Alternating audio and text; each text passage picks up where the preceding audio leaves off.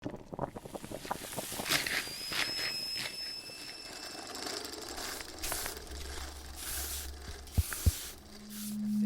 1, 2, 3.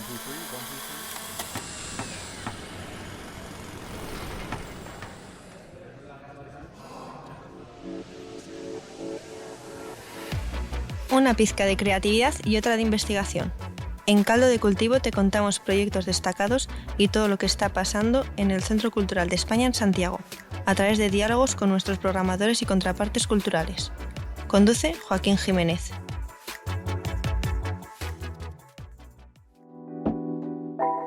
Yo estoy seguro de que todas las personas que se han vinculado harto tiempo con el Centro Cultural de España tienen que haber visto esta cabellera blanca y fantástica en el Centro Cultural.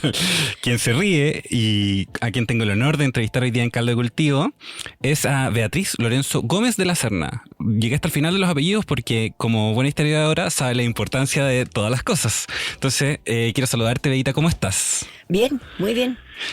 Me alegra mucho. La Bea ha sido parte del equipo del centro por mucho tiempo y ahora actualmente es como coordinadora de investigación y general de uno de nuestros proyectos más grandes que se llama Proyecto Transhumancias, que engloba 2 exposiciones, una muestra de cine, un radioteatro.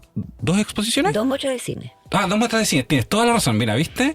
A eso me refería con que es una persona que es capaz de fijarse en lo realmente importante. Y hoy día estamos aquí para que nos cuente un poquito sobre qué va Transhumancias y podamos también entender el proyecto desde una perspectiva multidisciplinar y sobre la importancia de la creatividad que tiene en los procesos de memoria y también de esperanza sobre los nefastos quiebres democráticos que ocurren lamentablemente a lo largo de toda nuestra historia. Vea, entremos en materia de lleno y cuéntame un poquito, ¿de qué va Transhumancias y por qué se está haciendo este proyecto?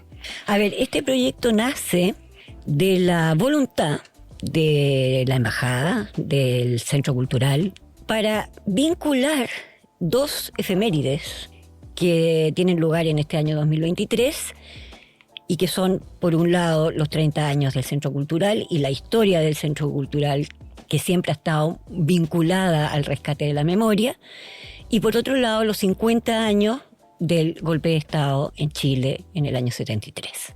En esa búsqueda de algo que pudiera generar ese vínculo entre esas 2 efemérides, aparentemente que no tenían aparentemente nada en común, llegamos al concepto memoria, es decir, derecho de la memoria como patrimonio, y a partir de ahí encontramos que había 2 situaciones que permitían hacer ese vínculo. Y esas 2 situaciones eran, por un lado, el asilo político, y el exilio. Esa situación terrible que le toca vivir a miles de personas en el mundo que llegan a nuestras fronteras aquí en Chile, pero que también de alguna manera están transformando el mar Mediterráneo en una fosa de hombres, mujeres, niños y niñas, producto de ese fenómeno que es el exilio. Que es un fenómeno contemporáneo, porque en el fondo se encapsula tanto en como procesos históricos, pero en realidad es un continuo, lamentablemente. Lamentablemente, ¿no? Lamentablemente el tema del exilio, desde los judíos saliendo de Egipto comandados por Moisés hasta el día de hoy, ha sido un continuo en la historia, dando fe de las disfunciones del género humano, supongo. Sí, lamentable característica que hemos diseñado dentro de nuestro marco de la sociedad. Bueno, entonces se vincula a través del exilio. ¿Qué procesos se vinculan? A través del asilo y el exilio, vimos que esos 2 procesos eran los que nos iban a permitir vincular memoria con las 2 efemérides. Y elegimos para ello, en el caso del asilo, una situación específica que además hacía mucho tiempo que en el Centro Cultural se le venía dando vueltas y vueltas a ver qué hacemos con ello, y es la revista Luna, que es una revista única en 30 números que desarrollaron y escribieron y generaron los 17 asilados españoles republicanos en la Embajada de Chile en Madrid durante un año y algo, un poco más de un año y medio, entre marzo del año 1939 y octubre de 1940, desarrollaron esta revista, esos 30 números de esta revista, durante su asilo. Y en el caso del exilio, bueno, además de eso, además de la revista, vimos que este proceso, la revista, ¿qué hacer ahora con la revista? Claro, porque en el fondo... Ahí está la revista, que además tiene la particularidad, digamos, que estos 30 números que fueron traídos a Chile alrededor del año 40 y tantos, casi 50, por el que entonces era embajador de Chile en Madrid, el señor Vergara Donoso, Germán Vergara Donoso, las trae a Chile, las tiene él como tesoro personal durante bastante tiempo, y en algún momento él las dona a la Universidad de Chile. Claro, están en el archivo Andrés Bello, ¿no? En el Andrés Bello, los 30 números empastados en 3 tomos, están depositados en la Universidad de Chile. Y esos 3 tomos con los 30 números de la revista Luna, que estuvieron ahí durante años y años, y donde incluso en España no se sabía que existían, que se habían salvado, digamos, de que en algún momento, cuando llegó a Chile el primer director del Centro Cultural de España en Chile, Jesucristo Riquelme Pomares, cuando todavía no había centro cultural físicamente, existía como unidad administrativa y se hacían cosas, pero no existía este edificio donde estamos ahora. O sea, el edificio existía, pero no era el centro cultural. Cuando llegó Jesucristo Riquelme, que él venía estudiando mucho a la generación del 27, a todos los escritores, poetas de la generación del 27 y particularmente... Siempre se me va, es que me sale Miguel Enrique. No, ha pasado un par de años también. Pero estaba haciendo una investigación sobre los escritores del 27. Sobre los escritores del 27, entonces él, en una entrevista que tiene con la gente del archivo, por otras cosas, ¿no? Le dicen, mira, te vamos a mostrar una cosa que te va a gustar. Una joyita. Una joyita que tenemos acá, que la tenemos hace mucho tiempo. Giannini era en ese momento el director del archivo. Y le dice, te vamos a mostrar esto. Y le muestra estos 3 tomos. Y bueno, él cayó así como en resonancia. Y él decidió y hizo de eso el proyecto de su vida en ese momento. Y consiguió los fondos y con la Generalitat Catalana, qué sé yo, hizo el estudio. Y finalmente se editaron. Y eso es un tomote gordote, así con los 30 números, una introducción, un prólogo, qué sé yo. Con todas las ilustraciones, porque esta revista tenía texto e ilustraciones de Santiago Ontañón, un gran escenógrafo que trabajó en Chile mucho tiempo y en el resto de América Latina. Y bueno, desde entonces, desde que ese director del Centro Cultural agarró esos 3 tomos, consiguió que se digitalizaran y en fin, y se hizo la edición, existe Luna a disposición de la gente, mientras antes de eso estaban estos 3 tomos en la Universidad de Chile y punto, no había más. Claro, se había guardado más como un diario que como una revista en realidad. Entonces confluían tantas cosas ahí en Luna que dijimos, tenemos que hacer algo con esto. Y lo que se decidió hacer con Luna finalmente fue encargar, por un lado, a una curadora que se pusiera a estudiar esto y nos hiciera una propuesta. Y de ahí viene la propuesta de Soledad García, que trabaja con otras 2 co-curadoras que trabajan con ella. Fernanda Aranguis y Ana Corbalán. Exactamente, que trabajan con ella. Y qué bueno que han hecho un trabajo maravilloso de estudio y de recreación, es una cosa...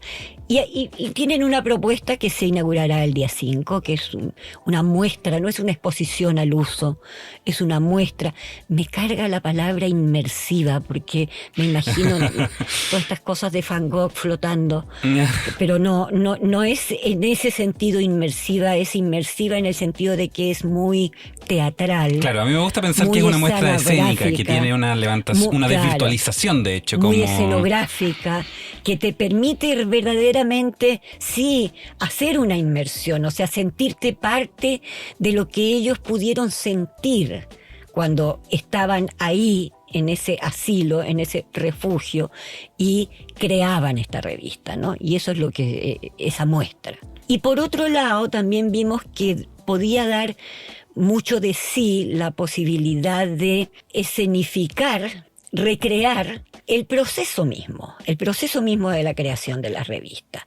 Primero pensamos en una obra de teatro. Una obra de teatro es cara, requiere mucho, necesita muchos recursos. Tiene pocos puntos de contacto también con las Se audiencias. estrena una claro. vez y luego o dos, o se dan un par de funciones y decíamos... Y entonces surgió esta cosa que es una cosa relativamente reciente, digamos, del podcast. Es decir, hacer una audioserie que la gente la puede escuchar cuando quiera, como quiera, tantas veces como quiera, tanta gente como quiera, ¿no? Y entonces se decidió eso, hacer un podcast recreando a estas personas que están ahí en su proceso creativo, sacando a la luz, valga el juego de palabras, porque en realidad ellos tenían que trabajar de noche. A la luz de la luna. A la luz de la luna, eran los noctámbulos de Noctambulandia, y tenían que trabajar de noche para sacar esta luna, hacer visible esta luna, ¿no? Y ese es y esos son las dos muestras, digamos, que se ocupan de Luna. De la revista propiamente De la tal. revista propiamente tal. Claro, yo quiero recordar un poquito que en el fondo estamos hablando de Transhumancias, que es el paraguas general del proyecto, que engloba 2 exposiciones, 2 muestras de cine y además el radioteatro que está audioserie, comentando, que es exactamente. desarrollado por Paulina Correa Cornejo de Taller Siglo XXI y que se llama Asilo contra la opresión, que se debería estrenar en noviembre. Igual, como todo proceso creativo, también es susceptible a tener cambios y evoluciones, pero está en desarrollo actualmente. Está en desarrollo actualmente y efectivamente noviembre es la fecha y se va a lanzar, digamos, el lanzamiento va a ser en el teatro y va a ser en persona, así va a haber una lectura dramatizada del primer capítulo, pero eso es como para inaugurar, para darle visibilidad a eso que luego va a estar en las ondas y ahí estará per in secula seculorum a disposición de la gente que podrá escucharlo tantas veces como quiera, ¿no? Ven, tienen que estar súper atentos porque los podcasts son tan reales en el Centro Cultural de España que llegan a materializarse en el escenario. Beita, hablamos un poquito ya sobre Luna. Vamos a tener, les comento a todos los auditores que vamos a tener entrevistas específicas sobre cada una de las exposiciones. Entonces ya hablamos un poco como de la génesis, de parte de la naturaleza que tiene la muestra. Me gustaría que me hablaras un poco también de la otra exposición que acompaña, que es la de Ninguna Isla. Ninguna Isla. Esa se hace cargo del exilio. Esa tomó como tema de investigación. Quiero decirte que ambas dos muestras, las dos muestras propiamente tal, nacen de procesos curatoriales de residencias. Es decir, tanto Soledad, Ana y Fernanda, por su lado, como Rafael Gendelman, que es el que hace la otra, la de Ninguna Isla.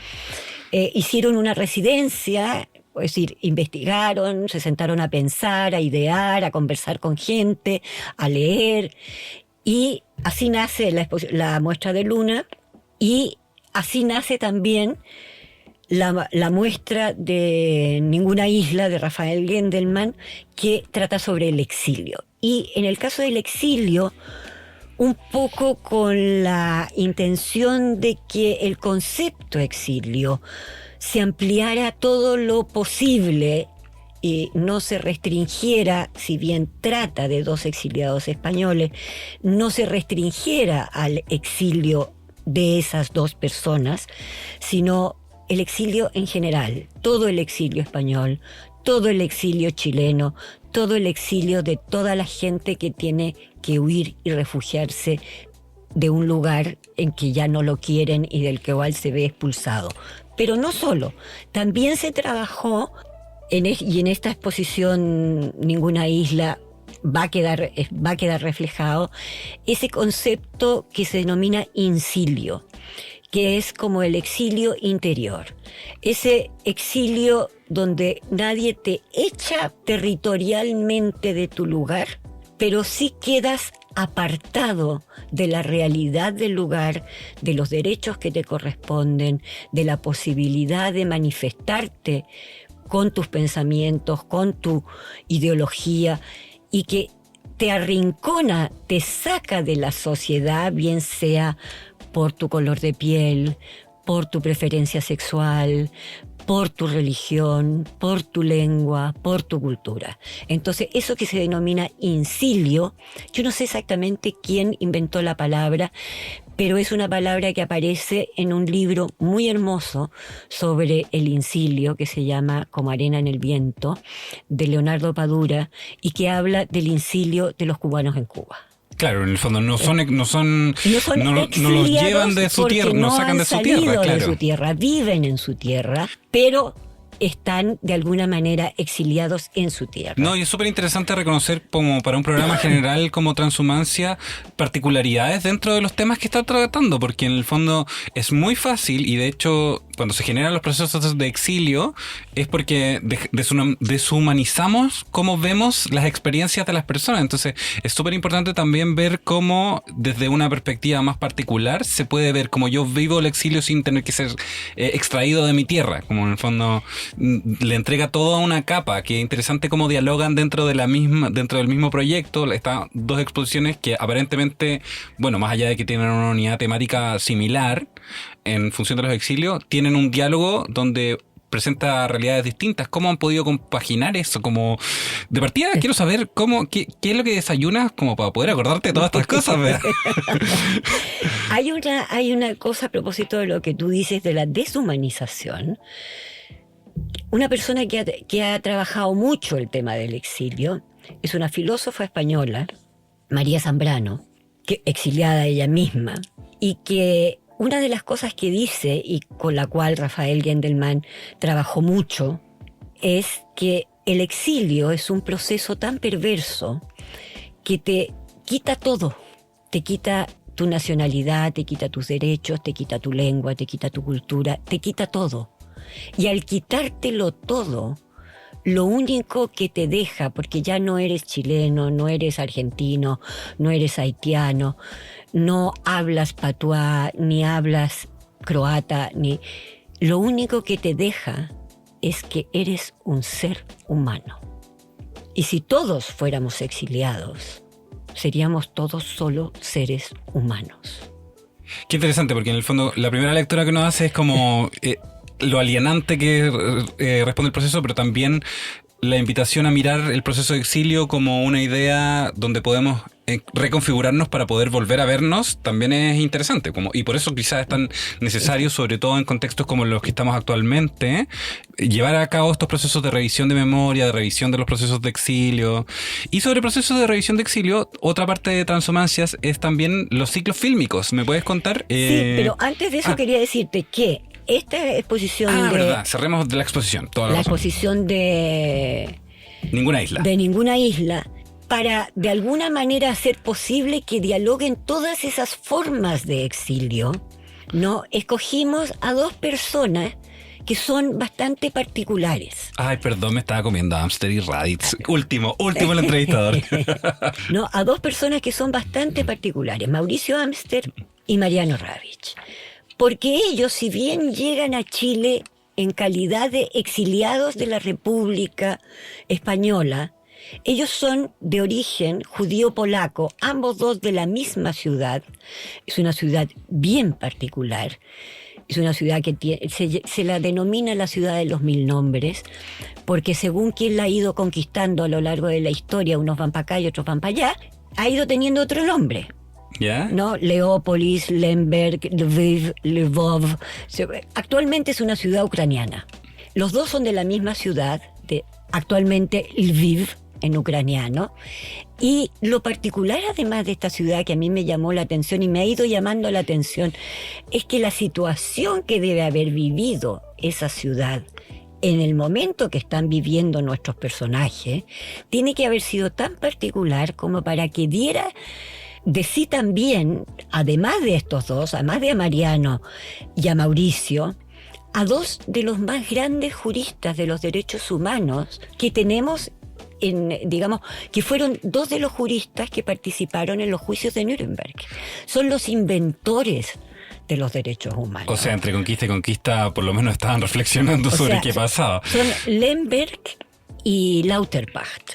Y Lemberg y Lauterpacht es el que crea los derechos contra los crímenes contra la humanidad. El concepto jurídico de crímenes contra la humanidad es de Lauterbach. Él es el que pone eso sobre la mesa en los juicios de Nuremberg. Y Lemberg, que lo intenta, pero no consigue poner sobre la mesa durante los juicios de Nuremberg el concepto de genocidio, que tardará todavía unos años y Naciones Unidas lo incorporará como derecho humano, el genocidio, o sea, el no genocidio, ¿no? Pero el concepto jurídico de genocidio es de Lemberg. Y son estos dos juristas que son de esa misma ciudad, que es una ciudad que en 1930 no llegaba al 1.000.000 de habitantes. O sea que es muy particular que todo esto venga del mismo lugar, ¿no? Sí, qué interesante, porque en el fondo nosotros estamos hablando de esto a raíz de la exposición, pero claro, aquí podría haber otra exposición y claro, otra investigación, que es lo importante de reconocer cómo estos procesos creativos y la construcción de programas que sean multidisciplinares e integrales permitan generar conexión. Sí, de eso, donde se puede ir tirando porque es enorme todo. Hay que ir tejiéndolo permanentemente. Entonces, estas dos personas que son como una especie de representación del exilio permanente, porque se tienen que ir de Polonia porque empieza la persecución de los judíos, se van a Alemania, llega también la persecución de los judíos a Alemania, entonces se van a España, pierden la guerra y finalmente terminan muriendo en Chile como chilenos, como nacionales chilenos. O sea, porque otro también vínculo. les quitan la nacionalidad española. Uf. ¿No?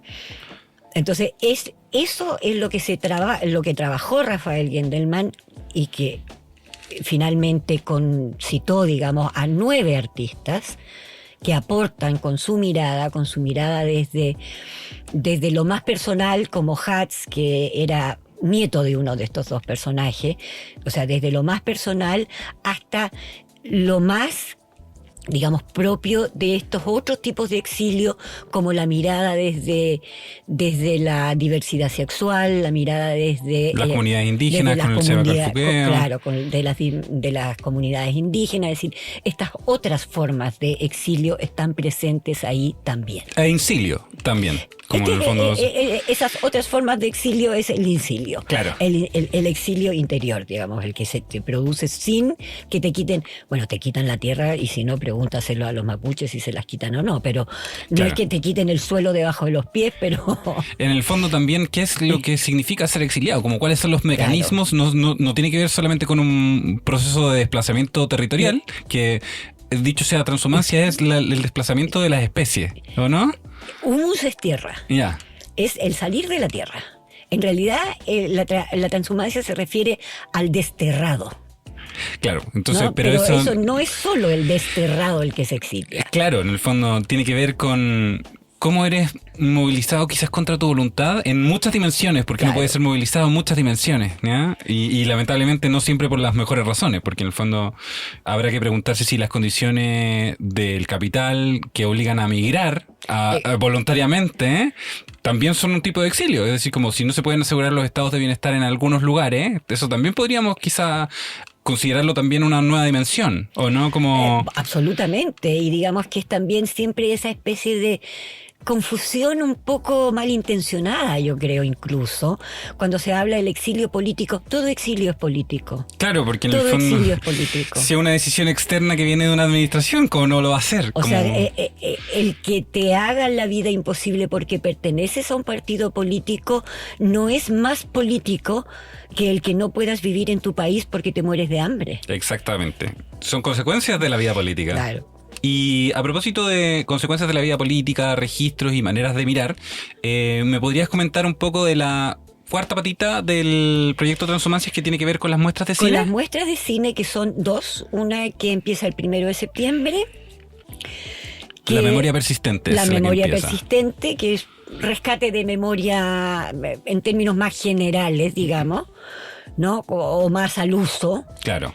Y el otro que es en noviembre y que se hace coincidir con el Día contra la Violencia contra la Mujer, o sea, con la fecha del 24 de noviembre, que es La Voz de Ellas. Ah, perfecto, una perspectiva, una claro, mirada hacia el exilio cinematográfico, o sea, una mirada cinematográfica sobre los procesos de exilio con perspectiva de género. Con perspectiva de género, y en este caso no tanto el exilio, sino más bien En este caso estamos hablando básicamente de mujeres cuyos cuerpos de mujer fueron usados como arma de tortura.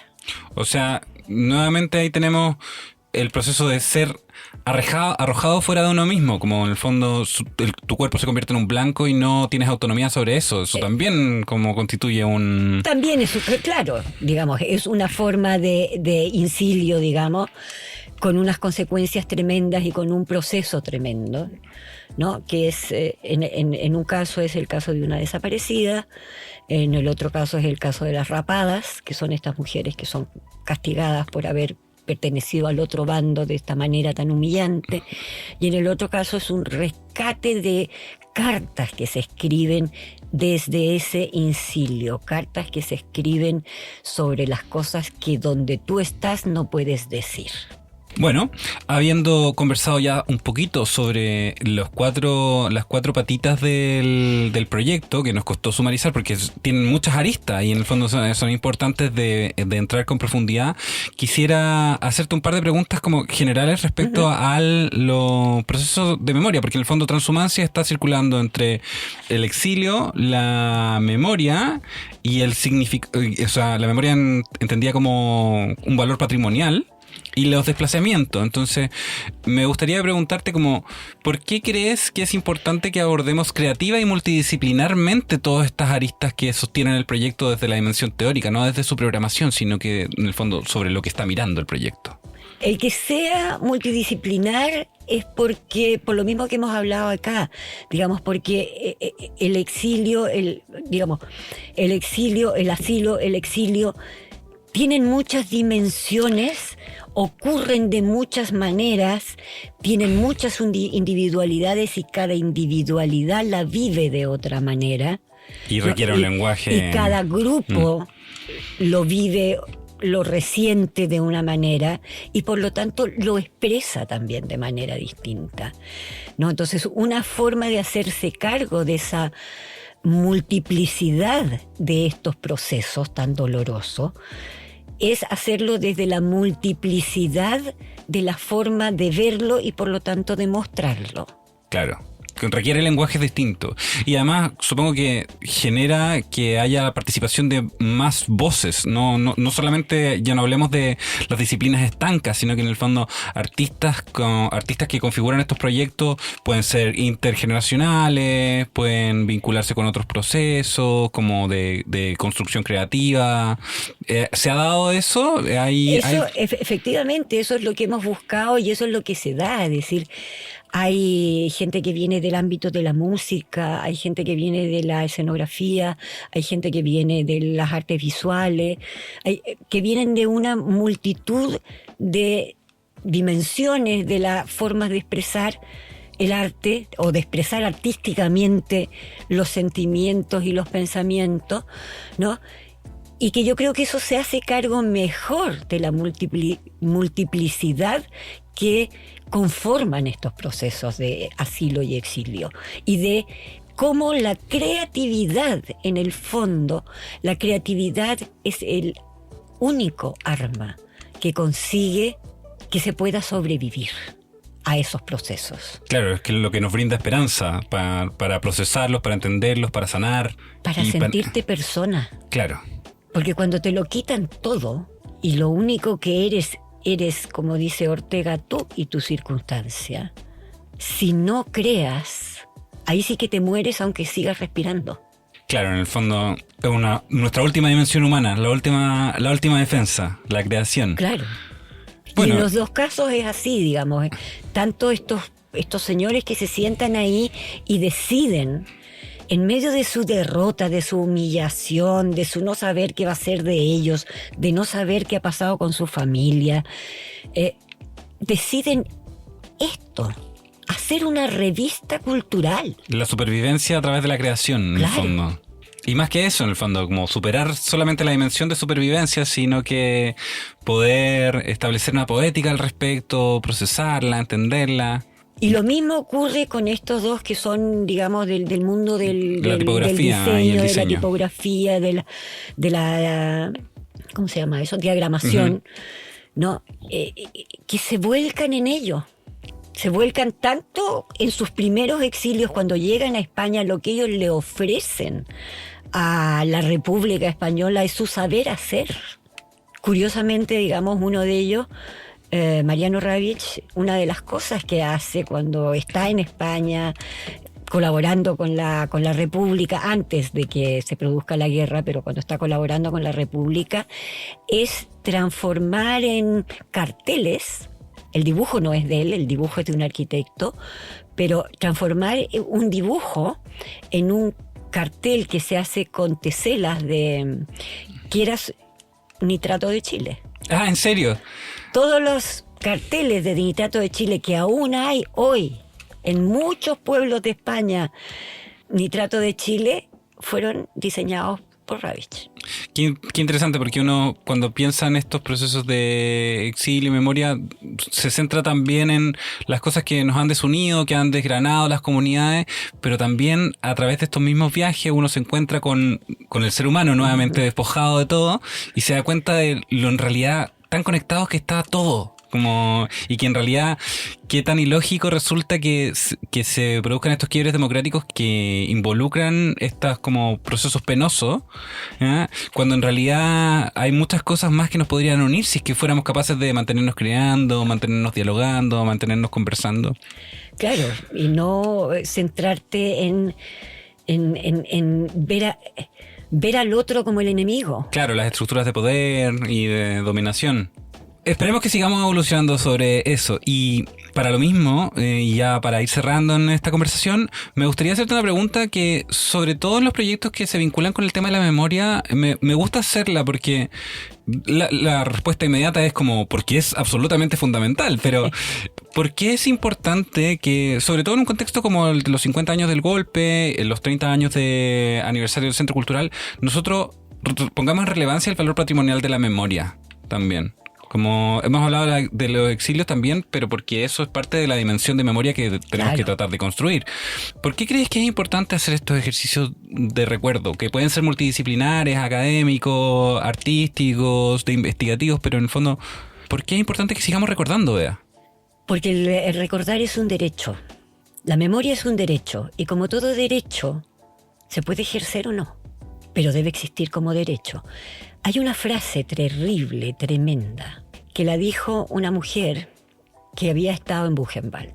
Y la entrevistaron y la fueron a entrevistar a su casa, en realidad, ¿no? Ella no fue a una entrevista. La fueron a entrevistar a su casa y le hablaban y usted tiene que contar, usted de las pocas sobrevivientes. Y ella no decía nada, y ya a la fuerza el entrevistador le dice, usted no puede seguir callando, usted no puede olvidar. Y ella le dice, yo no he olvidado nada, he elegido no recordar. Wow, porque ¿no? Los procesos se tienen que abrir, por supuesto, pero en el fondo, ¿qué ponemos en los procesos, en la construcción de narrativa? Y eso es lo importante de la memoria como derecho. Los derechos son derechos, no son obligaciones. El derecho al aborto no te obliga a abortar. Y por eso es importante que la memoria sea un derecho. Claro, tenemos que fomentar el uso, tenemos que fomentar el recordar que los derechos no son inalienables y por lo tanto tienen que configurarse con narrativas propias que también puede permitir a los individuos olvidar, como... No recordar. Claro. No recordar, claro, es tan sutil la diferencia, es tan importante, pero en el fondo, en medida en que no nos vinculemos con ese derecho, lo vamos a ir perdiendo. Claro, y ya no va a poder ser una decisión. Porque los derechos que no se ejercen se pierden. Claro. Y entonces sí que ya no te queda el elegir si quiero recordar o no. Va a estar prohibido. Bueno, entonces si ustedes quieren tener una memoria maravillosa como la de la Bea, tienen que seguir ejerciendo su derecho de recordar y tenemos que seguir ejerciendo el derecho de hacer memoria, que en parte a través de la esperanza que entrega la creatividad Y proyectos como el de Transhumancias, el Centro Cultural mantiene su compromiso como con las artes y los desarrollos históricos y todo. Por lo mismo, vincúlense con este proyecto. Todas las informaciones sobre las distintas partes van a estar en nuestra web y se van a generar un montón de actividades complementarias que van a ir acompañando todas las cosas que se han creado. Hay muchos artistas involucrados, hay mucho pensamiento y reflexión en esto. Bea, te quiero agradecer un montón que nos hayas visitado aquí para hablar como generalmente de Encantada esto. de estar acá. En mi vieja radio. Eso, sí, pero tuya cuando quieras, por favor, por favor. Yo además tengo una historia muy bonita contigo que voy a contar. Me voy a tomar un momento personal para contar esta historia. Una vez tú y yo estuvimos conversando en un pasillo sobre la palabra bitácora. Nunca la voy a olvidar, porque a propósito de la memoria y los recuerdos, yo te dije... Siempre me ha llamado la atención que la palabra se escriba con B larga y no con B corta, pensando en la cosa de lo vital, ¿ya? Y tú me dijiste, no, las palabras tienen un sentido importante y se constituyen porque la bitácora tiene que ver con el tema de las estrellas y no sé qué. Entonces, quiero contar la historia porque esta entrevista, creo que ha sido menos quizás jocosa de lo normal, me ha llevado mucho a pensar sobre como la importancia de aquello que guardamos. ¿Ya? Entonces, por favor, vincúlense con proyectos como este. En el Centro Cultural lo estamos haciendo con mucho cariño. Llevamos más de un año trabajando en procesos de residencia sobre esto. Así que los esperamos porque es un derecho que tenemos que ejercer todos juntos. Chao, chao. Chao.